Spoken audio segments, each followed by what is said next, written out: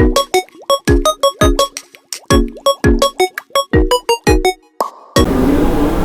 perkenalkan, nama saya Yosua Mikwan Linggolan dari Prodi Teknik Metalurgi dengan NIM 22S24025. Pada kali ini saya akan menjelaskan contoh soal yang saya ambil dari referensi Bebras Indonesia tingkat SMP tahun 2016 dengan kategori soal penggalang. Untuk soal yang saya ambil adalah keluarga berang-berang sedang mempersiapkan acara festival makanan dan mereka ingin memanggang kue kering. Kati akan membuat kue. Dia sangat memperhatikan urutan membuat kue dengan memasukkan bahan kue dengan urutan yang benar. Ketika dia berjalan ke taman, dia melihat ada secarik kertas petunjuk pada setiap bahan kue yang akan digunakan. Gambar pada kertas petunjuk menjelaskan bahan kue yang harus ditambahkan pada urutan berikutnya. Hanya ada satu bahan kue yang tidak memiliki kertas. Nah, pada soal kita bisa melihat ilustrasi yang telah disediakan.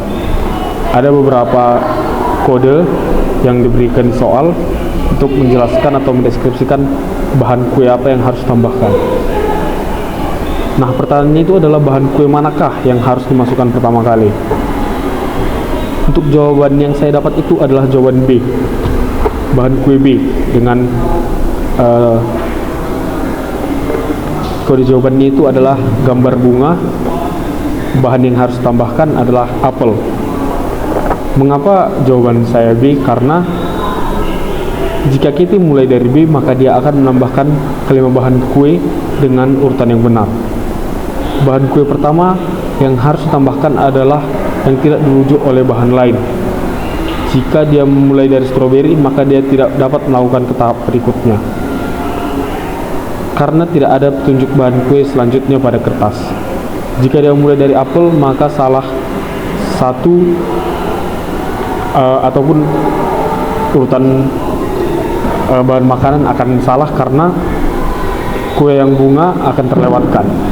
Jika dia memulai dari buah pohon cemara, juga salah karena bahan kue bunga merah dan apel akan terlewatkan. Jadi menurut saya untuk soal kali ini itu jawaban yang benar adalah B ataupun apel, karena mulai dari bahan B atau apel ini kita bisa mencampurkan kelima bahan tersebut secara berurutan. Mungkin sekian dari saya, terima kasih. Salam sejahtera bagi kita semua. Perkenalkan, nama saya Winggris Sitanggang dari Prodi D4 TRPL dengan NIM 41424023. Pada kesempatan kali ini saya akan menjelaskan mengenai alasan saya memilih soal ini dan juga pilar-pilar yang diterapkan pada soal ini. Alasan saya memilih soal ini karena soal ini dapat meningkatkan kemampuan berpikir logis, di mana soal ini menuntut siswa untuk menalar informasi yang diberikan setelah setiap tebakan ataupun setiap putaran logika. Yang kedua, di mana soal ini dapat membuat proses belajar menyenangkan karena soal mastermind memberikan elemen interaktif dan menarik bagi siswa, sehingga siswa merasa seperti bermain bukan hanya sekedar menyelesaikan soal. Dan juga soal ini adalah contoh sederhana dari permainan mastermind yang memiliki aplikasi langsung dalam bidang kriptografi, machine learning, dan juga algoritma pencarian. Ini memberikan siswa gambaran awal tentang bagaimana logika digunakan dalam bidang teknologi. Dalam soal ini menerapkan 4 pilar computational thinking. Yang pertama, decomposition, di mana masalah utama dipecah menjadi bagian-bagian kecil, yaitu menganalisis setiap kuntum bunga satu persatu. Pemain perlu memeriksa tiap warna yang ditebak untuk mengetahui apakah bunga tersebut akan mekar atau tidak. Yang kedua, abstraction. Informasi penting yang difokuskan adalah warna bunga yang membuat kuntum bunga mengembang. Elemen yang tidak relevan seperti urutan bunga lainnya yang belum ditebak dapat diabaikan hingga giliran penebakan. Yang ketiga, pilar pattern recognition, di mana siswa harus mengenali pola berdasarkan hubungan antara warna yang ditebak dan hasilnya. Misalnya, jika bunga mengembang dengan warna tertentu, maka warna tersebut adalah kunci untuk kuntum bunga tersebut. Yang keempat, pilar algoritma. Penyelesaian masalah melibatkan langkah-langkah sistematis seperti mencoba warna secara berurutan dan mencatat warna yang membuat bunga mengembang. Langkah ini diulangi hingga semua bunga berhasil mekar. Itulah pilar-pilar yang telah diterapkan dalam soal ini. Sekian pemaparan saya mengenai soal yang telah saya pilih. Terima kasih. Salam sejahtera bagi kita semua. Perkenalkan, nama saya Stevi Manurung dari Prodi Informatika dengan NIM 11S240118. Di sini saya akan menjelaskan isi dari proposal project saya. Saya memilih soal ini adalah karena soal ini akan melatih adik-adik dalam pemecahan masalah yang kreatif dan melatih keterampilan dalam penyusunan strategi yang baik. Juga mengajarkan konsep matematika yang praktis karena dalam penyelesaian soal ini mirip seperti game puzzle, di mana pemain harus menyesuaikan dengan aturan tertentu yang sudah ditentukan. Dengan pilar compositional thinking yang saya temukan pada soal yang pertama, dekomposisi. Soal dipecah menjadi langkah-langkah kecil seperti menghitung total berat. Kita di sini memeriksa apakah berat sesuatu barang itu sudah sesuai dengan apa yang diminta dan memindahkan karung. Selanjutnya adalah desain algoritma.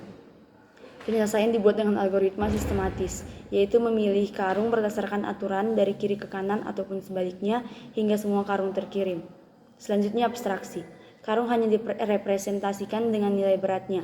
Kita di sini mengabaikan elemen lain seperti bentuk fisik ataupun lokasi. Selanjutnya penanganan error. Kondisi overload diperiksa dan diatasi dengan memindahkan karung ke ujung barisan agar solusi tetap valid. Sekian dari saya, terima kasih. Di sini memperkenalkan diri kan, perkenalkan nama saya Laura Waisir Mabaya dari Prodi Sistem Informasi dengan NIM 12S24057. Di sini saya mengambil materi soal dari penggalan untuk anak SMP 2019. Referensi soal yang saya ambil dari Tantangan Bebras Indonesia 2019. Demikian soalnya. Upi si berang-berang sangat tertarik untuk mempelajari struktur huruf Cina yang membuat sebuah papan warna-warni dengan simbol sebagai berikut sebagai pedoman. Untuk struktur kiri tengah kanan diberikan bentuk dan warna seperti gambar di atas, dan untuk struktur kiri dan kanan diberikan gambar dan warna dan bentuk seperti gambar di atas, dan untuk struktur atas bawah diberikan bentuk dan warna seperti gambar di atas. Mengacu ke papan tersebut, tulisan Cina dapat diekspresikan sebagai yang pertama, yang mana akan menyatakan tiga simbol di atas dengan cara yang benar. Yang jawaban yang benar yaitu jawaban B, karena jawaban B ini meliputi pernyataan yang tepat dari pedoman gambar di atas. Sebagaimana tiga garis yang memiliki struktur atas tengah bawah disimbolkan dengan warna biru, bagian tengah disimbolkan warna kuning, dan bagian bawah disimbolkan dengan warna merah. Dan untuk karakter dua strip yang memiliki struktur atas bawah dengan bagian atas berwarna biru dan bagian atas bawah berwarna merah. Kemudian dengan karakter kiri dan kanan yang memiliki struktur kiri dan kanan dengan bagian kiri berwarna biru dan bagian kanan berwarna hijau. Demikian mengapa saya memilih soal tersebut, karena soal ini memiliki yang pertama pilar computational thinking yang dimana